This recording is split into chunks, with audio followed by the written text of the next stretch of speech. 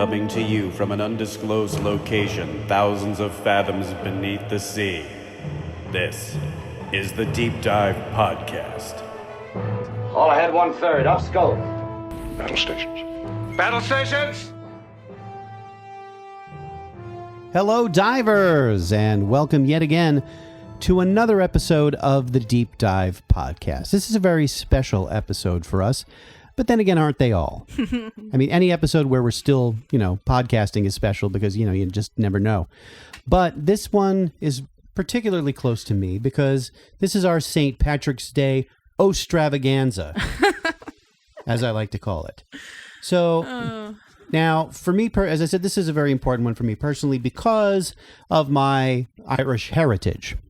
I did that Ancestry DNA thing. Oh, yeah. Oh, have you done that yet? I have, yeah. So I came out 50% Irish, Okay. 40% Welsh, Ooh, unexpected. and 10% hydrogenated oil. I told you, last episode, stop drinking that palm oil. But it's so good. I know. I enjoy it so much. So what about you? What was your background? I'm a huge mutt. Isn't that awesome, though? Yeah, that's pretty It's so cool. cool. So I'm a lot of English, a lot of French, a lot of Native American, some Italian, some Greek, and some Jew-ish. Some ish of Jewish. Wow. Yeah. So you must eat some weird foods, Oh, yeah. like a whole mishmash of stuff. Yeah, like when I go to the buffet, literally try everything. Really? Yeah. So you have because of your Irish and Jewish heritage, green latkes? Is that a thing? I wonder. No, I haven't. Okay, fine. Yeah. Gefilte fish and chips? Oh, God. You know what? I do not like gefilte fish. Just the sight of it makes me like... Have you seen it? I have, yes. Okay, so in the stores, it's all presented like, here, it's a gefilte fish with a nice label. And then you open it and you smell it and you're like, I made a bad decision. Yeah. I was Jewish for 3 months back in the 80s. And yeah, I tried some of that and it was not good. I mean, to clarify, I was in a production of Fiddler on the Roof. Oh, and the okay. director insisted that we have an authentic experience. Oh, I see. So I went to temple, I did the whole thing, the meals and the food. Not my favorite cuisine. Okay. Just to say, it's a little on the bland side, but what are you going to do? So this compared to your boiled dinners? Touche. I will, I'll give you that. Uh-huh. But, I'm not, I consider myself to be atypically Irish. Okay. I don't drink beer. Okay, yeah. I'm a straight up grain alcohol person. That's me. Right there. Mm-hmm. I'm not into, public displays of drunkenness anymore. Since that time at the Alamo? Oh, my God. Oh, was that Aussie? I'll never forget the Alamo. Yeah. In fact, I think I will always remember it. But No need for that. No need for that. But that brings up an interesting thing about St. Patrick's Day. Mm-hmm. There's a lot of, myths and legends surrounding the history of St. Patrick's Day. And, of course, St. Patrick himself, who, by the way, is the patron saint of public drunkenness and disorderly conduct. And he got rid of the snakes from Ireland? Yes. And when you say snakes, you actually mean the Druids. That's racist. There were never any snakes in Ireland, ever. Not dragons. since the Ice Age. What about dragons? Dragons, yes. Snakes, but no? snakes, there have never been snakes in Ireland. They have some lizards, but no snakes. They have badgers. We don't need no stinking badgers. But the problem the whole snake thing was actually a metaphor for the Druids. Wow. I mean, basically, he drove out those Druids and their, inconvenient pagan polytheism, and just went straight for that single serving Christianity. Oh. So the Druids, they didn't have much of a choice, and they were pretty much gone after a while. So this was all in the 5th century. Yeah, not a fan of body paint then.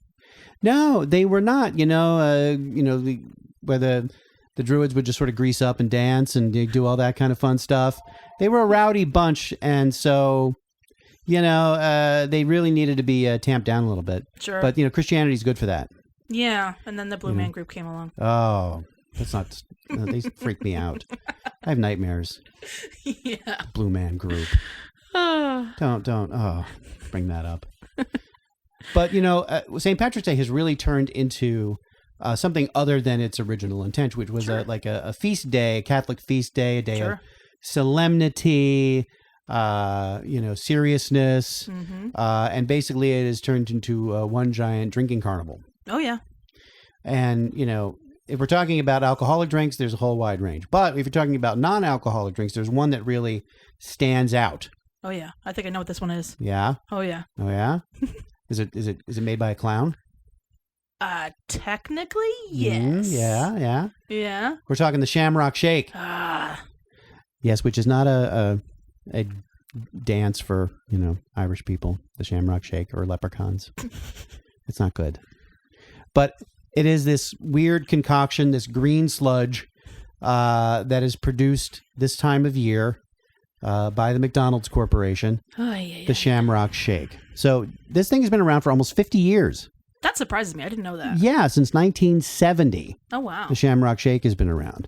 And it was originally a kind of a lemon lime concoction. Ew. And then it was just green dyed vanilla. Right, I was going to say, isn't it like a vanilla shake? Not anymore, no. For the past several years, it's been like a mint flavored shake, which is disgusting because it tastes like a tube of frozen Crest toothpaste. You mean you don't have Crest lollipops every now and then? No. Yeah, you can make your own Crest lollipops. You take a toothbrush and you put Crest on it. There's your Crest lollipop right there. You have to brush with it. Right. And it helps with the cavities. And don't eat it. No. So, as you might have figured out by now, because this is our St. Patrick's Day episode, we're going to talk about movies that deal with alcoholism. No, wait, I'm sorry. I'm reading this card wrong. I meant Irish movies. Yes, that's it. Okay. I'm going to extricate myself from this. Manda. Yeah, that's me. What is your first pick of the day? Well, I'm surprised that I'm not as Irish as I thought I was. Parents tell you stories and, you like boiled dinners, but I wasn't that Irish. I'm like 15% Irish. Really? Yeah. There you go. Well, it's still, it it's counts. Something. And I love French fries, so potatoes are my thing. Oh, yeah. Who doesn't love a good starch? Right. All right. I've got a couple of choices. My first one is called The Commitments. Came out in 1991. It's based on the 1987 novel by Roddy Doyle of the same name. Directed by Alan Parker, who famously did Fame, Evita, and Angela's Ashes. Oh, there's another depressing wonder. Angela's Ashes. I've mentioned it a couple times, I think, in the podcast, just variously with, actors and whatnot, but I wasn't going to do it this time just because it is just so depressing.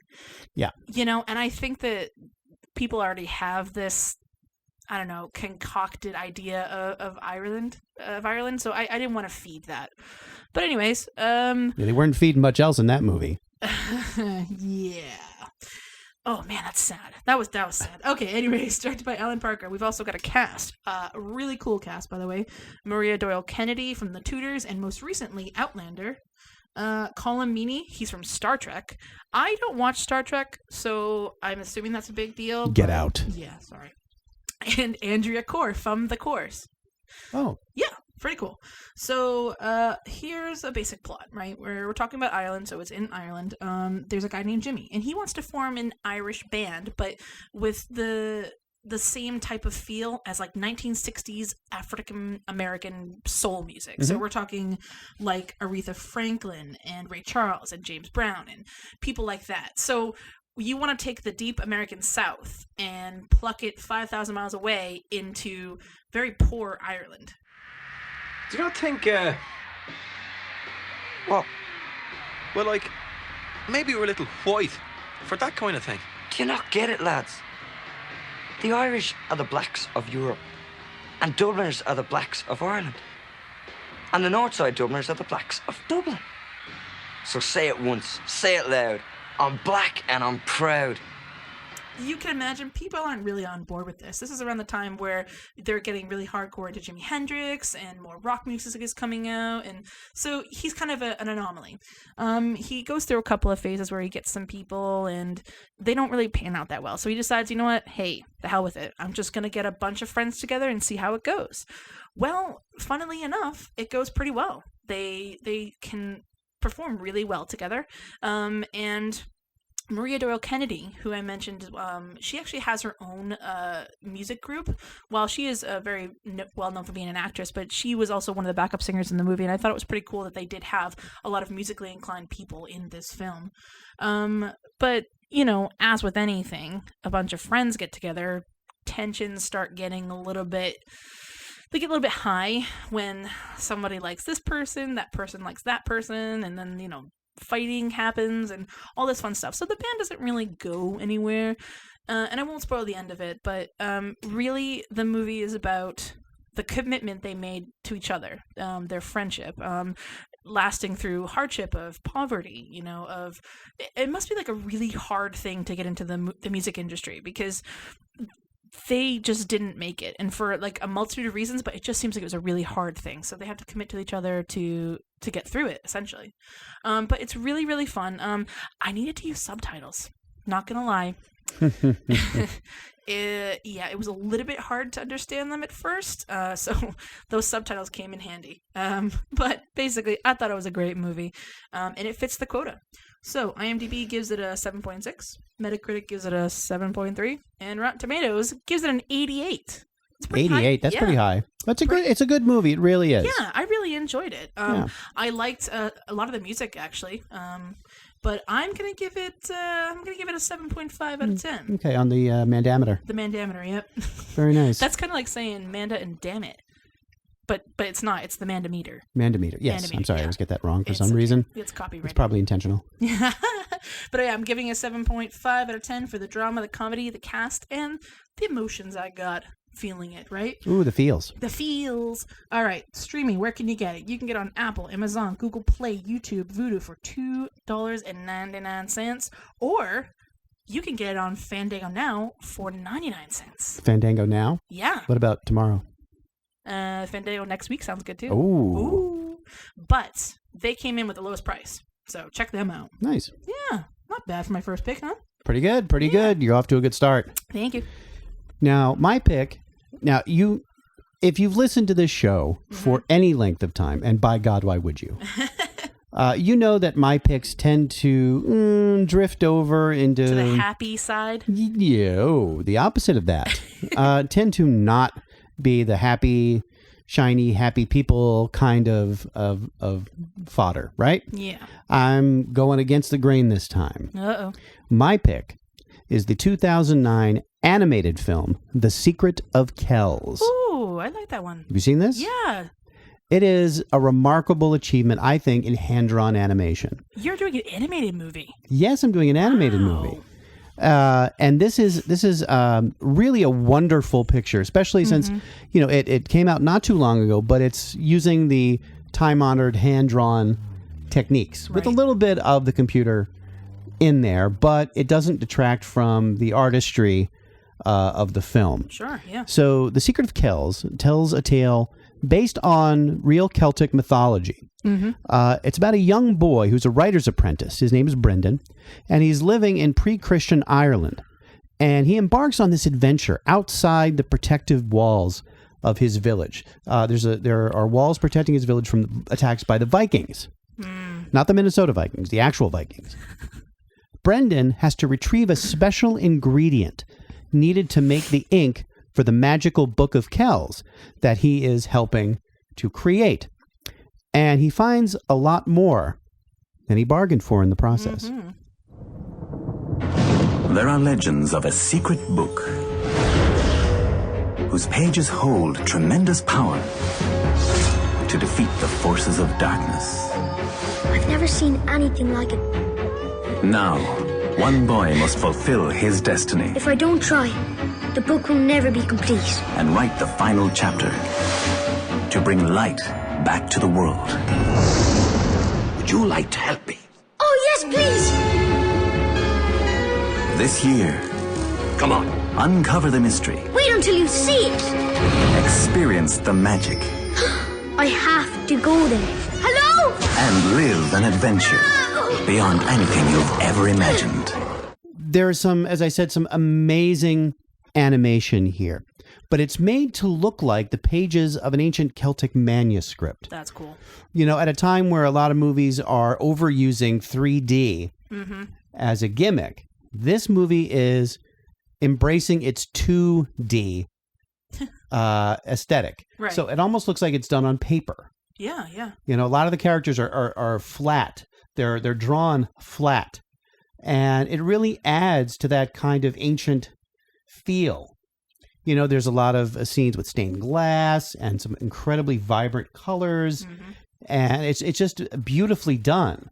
So even if you didn't know the plot, you'd look at stills from this film and be amazed at just how good it looks. And it has a beautiful Irish soundtrack. Yeah. The music of this film is remarkable. And it's just, it has a certain kind of a Miyazaki kind of aesthetic to it. So if he somehow was Irish and was making Irish films, this is kind of how I feel it would be, because his films mix the visual artistry with a very human quality and really walks that line between the magic and the mysticism and the human element.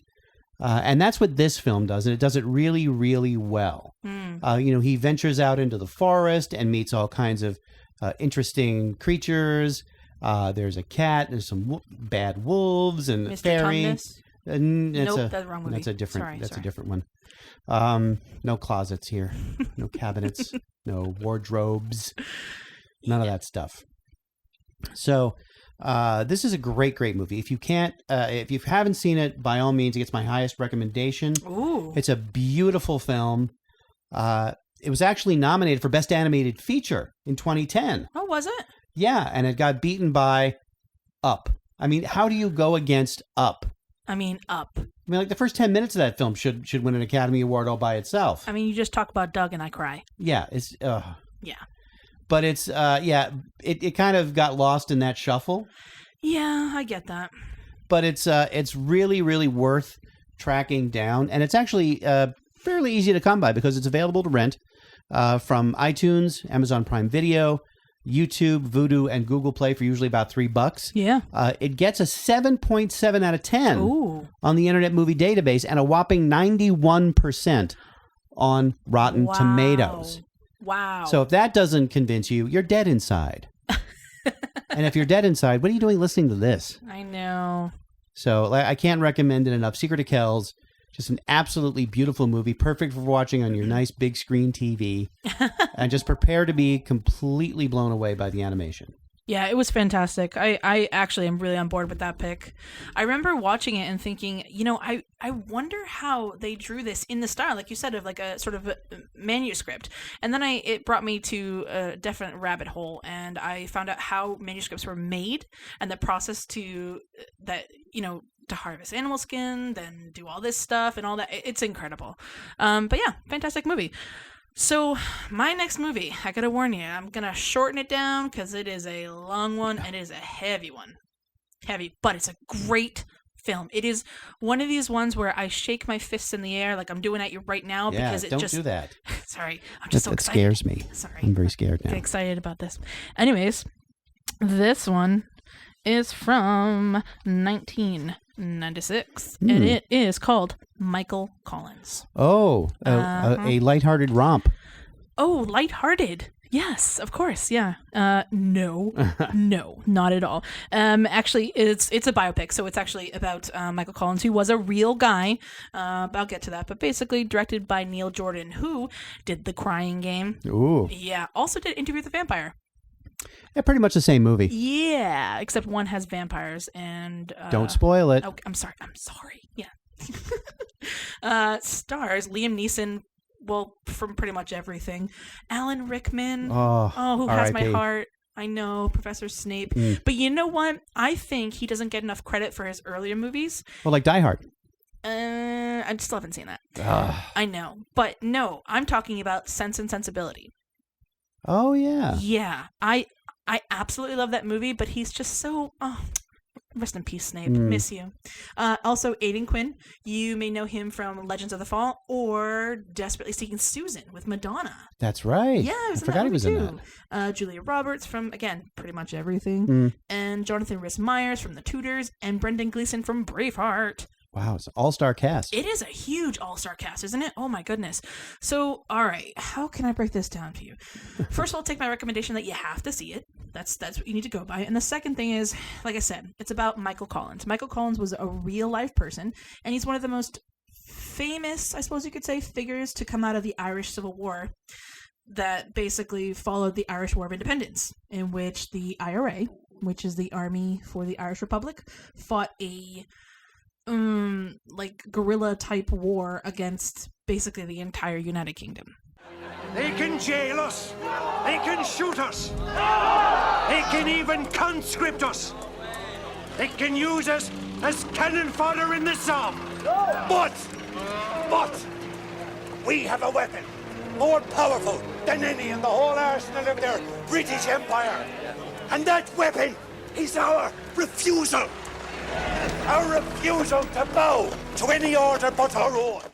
The movie follows, basically from the Easter uprising, really until his death. But he was very respected man. He was kind of like this level-headed guy amongst all these people who had really high-running emotions. Because, you have to imagine, I mean, there's these people who are fighting for the independence of not just their home and their land, but their nation against what they believe is tyranny, right? Of the British monarchy. And, those type of wars are fought person to person in the street, in the alleys. They're fought with broken bottles and, for lack of a better phrase would be like an Irish car bomb, because I know that that's a drink, which I've never had, but, those were things that happened. It was pretty crazy. But after all of this, and I'm basically making a very small synopsis here. There was a ceasefire that was issued, and this guy Michael Collins was sent to England to help negotiate, peace treaty. We respect you. You're the Minister of Finance for Ireland. Go down there, represent us well, which he did. And the Anglo-Irish Treaty was established. So you're thinking, great, cool. We're going to be all happy again.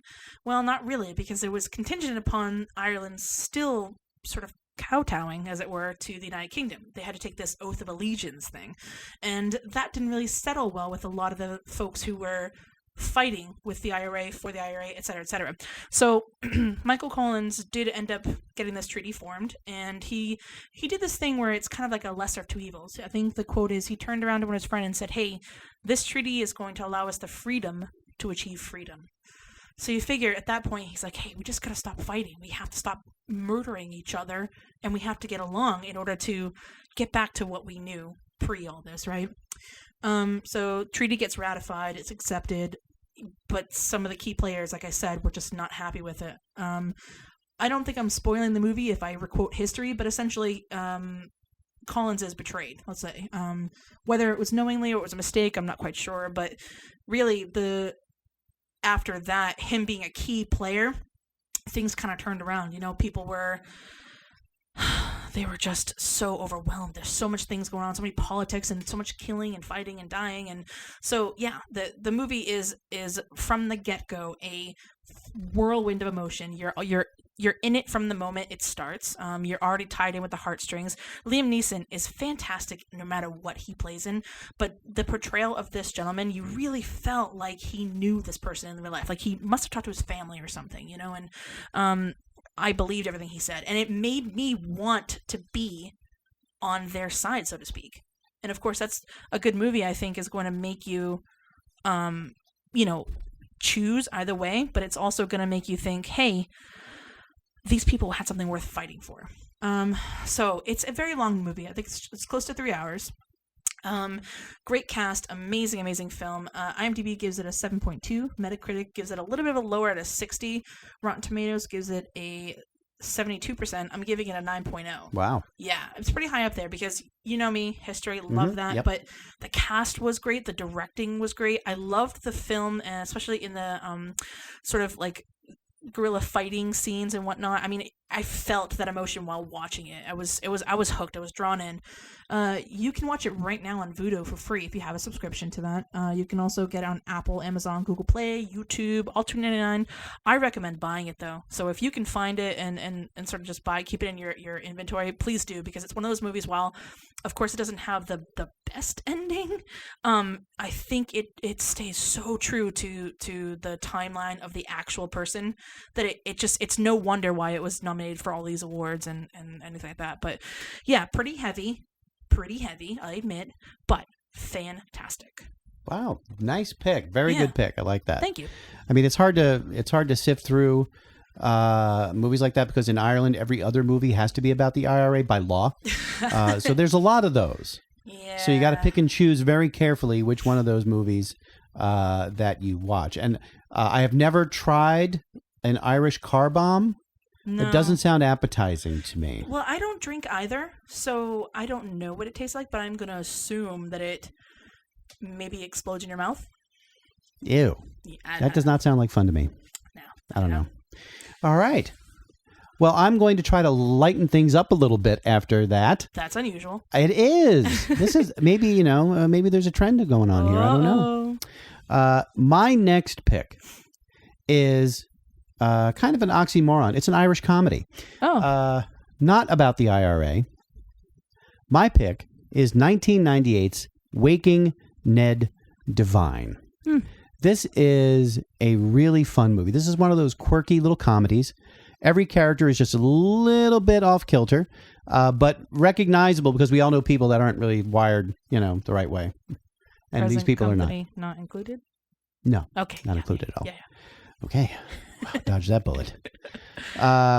So this is one of those kind of like, there's this isolated village. Yeah. Where everybody, it's a really small group of people. Totally not normal for Ireland. Right. Like that. Yeah. And there's quite a few of those. It's kind of almost its own little subgenre. The isolated village where everyone knows each other too well. Oh, You've got movies like Comfort and Joy, The Full Monty, Local Hero, things like that. There's these little communities where everybody is so intertwined in each other's lives that there's really no getting away from that. Like if you get a paper cut, the next door neighbor knew about it. Yes. Yeah. That's oddly specific, but yes. Well, that's get a lot of paper cuts. Happened to you? It's a problem. Okay. Yeah. I would watch out for that. Yeah. It's paperless society now, Okay, my iPad gave me a paper cut. It was really weird. So the plot of this movie, there's these two elderly friends. They discover that somebody in their tiny village, they don't know who, and this is a village. There's 52 people in this entire village. It's tiny. That's the population. 52 people. 52 people. Very small. Yeah. So they find out that someone in their tiny village has won the Irish National Lottery. Ooh. So eventually they discovered that the one village recluse, a man named Ned Devine, was the winner. Trouble is, Ned's dead, baby. Oh, no. Ned's dead. Someone just won a fortune. A winner in the village. He can't collect. To win and then die from the shock of it. But two friends have a plan. I wanted to talk to someone about a claim that I've been making. Now, the whole town's about to hit it big. If the lotto man comes, Ned Devine is alive and well. Except for one small problem. Would you happen to know a Ned Devine? I do. This fall, the critics agree. One movie hits the jackpot. Waking Ned Devine, rated PG. Well, it turns out poor Ned died from shock after finding out he won the lottery. Oh, no. They actually find him sitting in his chair, dead, with the ticket in his hand and a smile on his face. Oh. So now this is a bit of a problem now. Right. Because they're going to send the lottery commission, the National Lottery, send somebody to verify this claim. The villagers want this money. Oh, of course. So they concoct this plan to fool the claim inspector into thinking that poor Ned is still alive. So the villagers can collect the winnings. It's almost like Weekend at Bernie's. Weekend at Bernie's, but very Irish. Weekend at Ned's? Needless to say, things do not go exactly as planned. And hijinks ensue. What could go wrong? What could possibly go wrong? Dead guy is not dead. Now, this is as you can imagine, this sets up an incredible situation. And it's really, really funny. It's not laugh out loud funny, fall on the floor funny, ROTFL. as the kids like to say.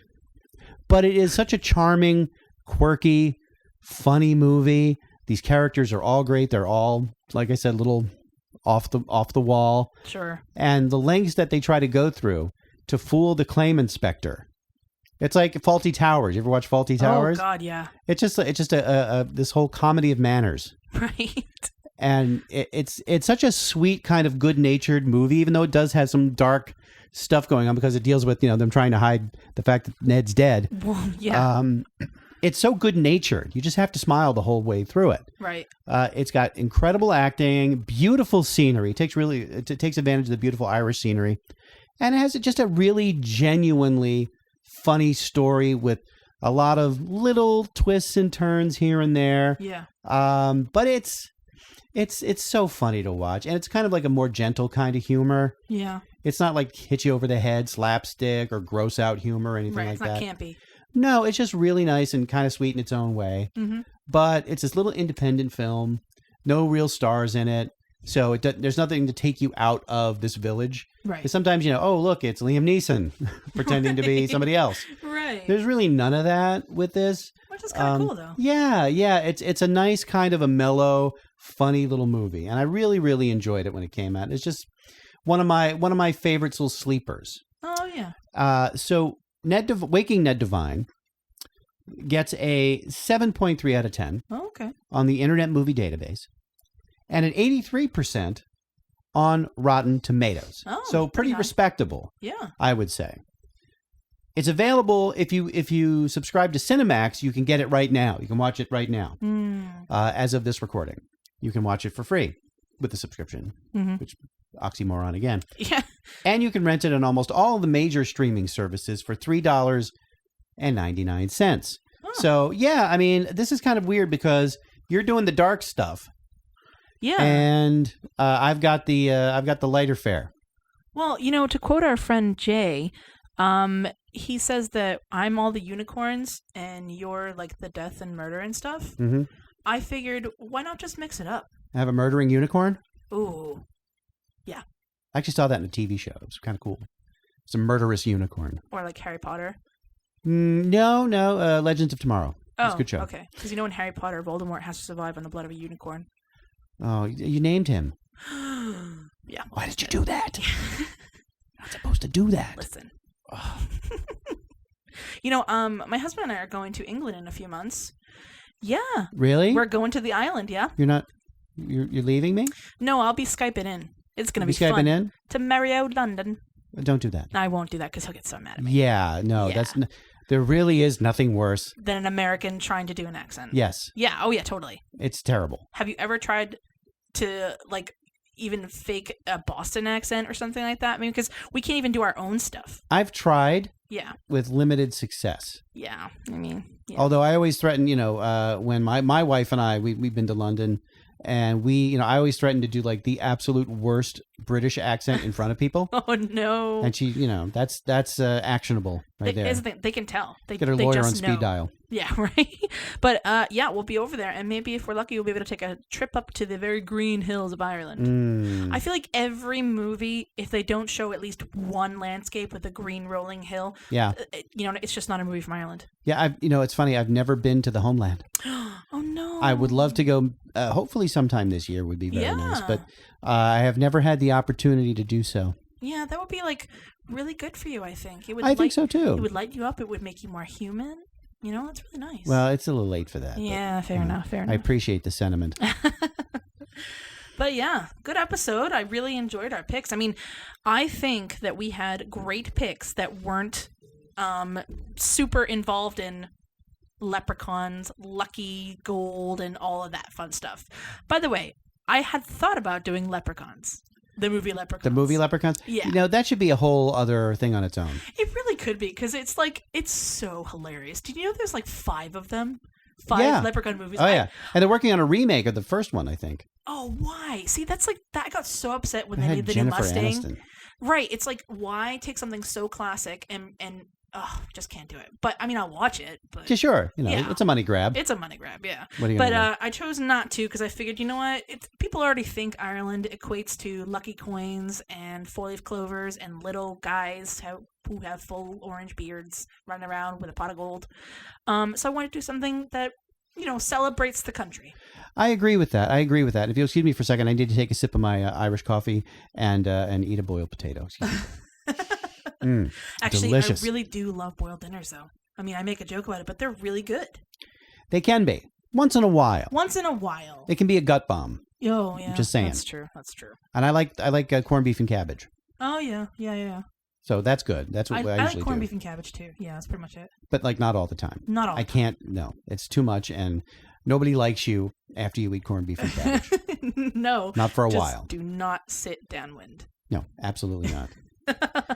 That reminds me, we're going to wrap this up. Mm-hmm. I would like to, once again, we've done this before, to thank some of our loyal listeners. Yeah. I think you and I both have in people that we would like to thank.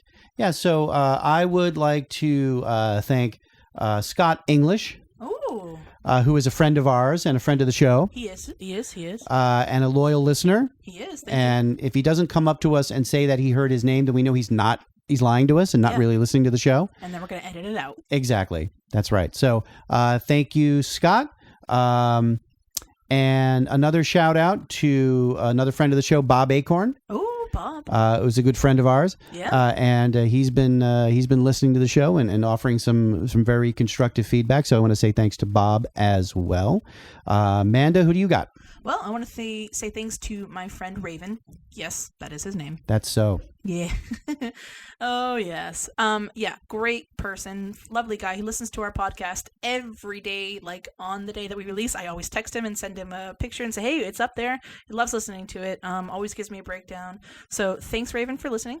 I want to thank all of our Instagram followers. We get so many great comments. Yes. And every week that we post, everyone's always, liking and giving us suggestions and really gung-ho about it. So thank you so much to everyone following on our Instagram. You can follow us at The Deep Dive Podcast. And yeah, just thank you to everybody who's sent in comments and emails and suggestions. We really, really appreciate it. This is something that we do for fun, and it's really nice to know people are listening. Wait, you don't get paid for this? Oh, wait, you're getting paid? Oh, no. I mean, no. All right, not I want at to see all. I want to see the books. We'll get to that. Okay. Well, I'll call my accountant. Better call Saul. Better call Saul. Yeah. Oh, okay. Well, that does it. Yeah. For another mediocre attempt at relevance that we call the Deep Dive Podcast. On our next dive, Manda and I get all Freaky Friday with some body swapping movies like Tom Hanks in Big, or its ill-fated sequel, Too Big, starring that guy that plays the Mountain on Game of Thrones. Boy, that was terrible. Oh, yeah. man. Is he a zombie or what? I What's have no going on idea with that? with that. Hey, that's coming up soon. It is coming up soon. Ooh, party. Yeah. Game of Thrones. On HBO. If you've never heard of it, who are you? Hashtag not sponsored, Right. but love you, HBO. Oh, please. We need your money. So be sure to stay tuned for a new episode of Old Habits, the only podcast by and for elderly Catholic nuns. This time, the sisters discuss bingo, easy money, or Satan's casino. You be the judge. Yeah. It's going to be a fun one. This stuff. It's going to be a fun one. Yeah. So stay tuned to that. We're going to get taken off the air. We're not on the air, literally. Oh, I mean, well, you know what I mean. Off the podcast. Nah, nobody can mess with us. We're autonomous.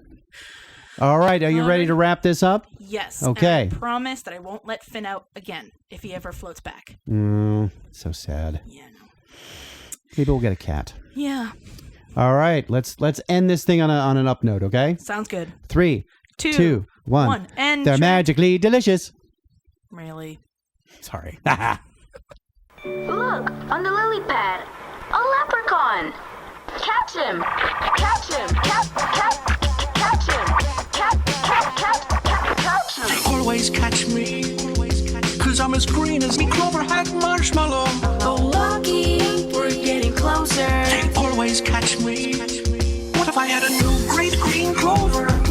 I'll blend right in, blend right in. Oh, lucky, we're getting closer.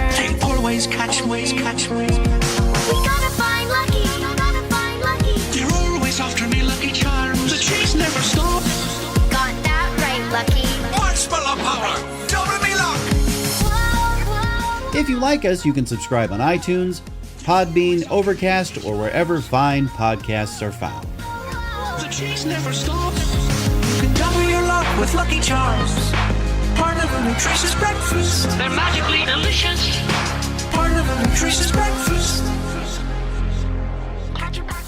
The Lucky Charms remix, Magically Delicious, is from the album Remixes for the Soul Volume 2 by the artist Melody Sheep and can be found on bandcamp.com.